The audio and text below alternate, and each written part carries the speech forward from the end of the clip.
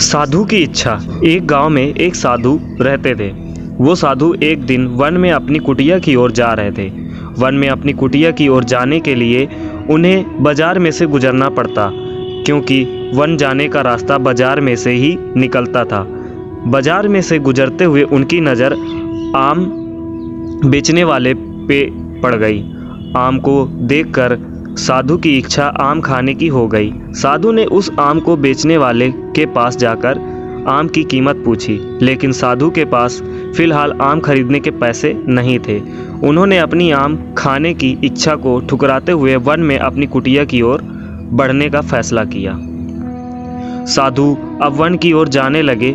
कुछ ही देर में वो अपनी कुटिया में पहुंच गए। अभी भी साधु के मन में आम खाने की इच्छा जीवित थी।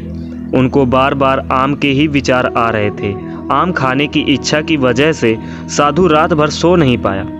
वो अगली सुबह जगे और उन्होंने तय किया कि आज मैं आम खरीद कर ही रहूँगा। उन्होंने सोचा कि वन में से सूखी लकड़ियाँ इकट्ठा करूँगा और उसे बेचकर आम खरीदूँगा। वो सूखी लकड़ियाँ इकट्ठा करने लगे।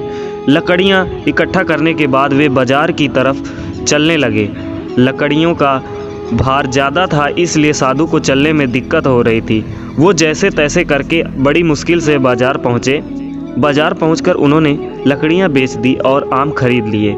साधु ने सोचा कि वन में अपनी कुटीर में जाकर आराम से आम खाऊंगा। वो आम लेकर वन की ओर चलने लगे। रास्ते में उन्होंने सोचा कि आज मुझे आम खाने की इच्छा हुई है, कल कोई दूसरी इच्छा होगी। मुझे अपनी इस आम खाने की इच्छा की वजह से आज बहुत दुखी होना पड़ा। मैं अपनी इच्छा के कारण ही आज इतना दुखी हुआ हूँ। आगे जाके मुझे और भी इच्छा हो सकती है, जैसे कि नए वस्त्र की, बड़ा सा घर लेने की, धन की।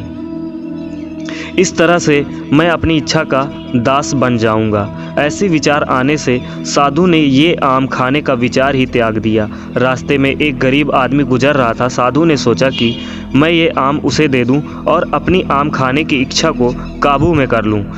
उन्होंने सारे आम उस गरीब आदमी को दे दिए और वन में अपनी कुटीर में चले गए। इस तरह से उन्होंने अपनी इच्छा को काबू में कर लिया।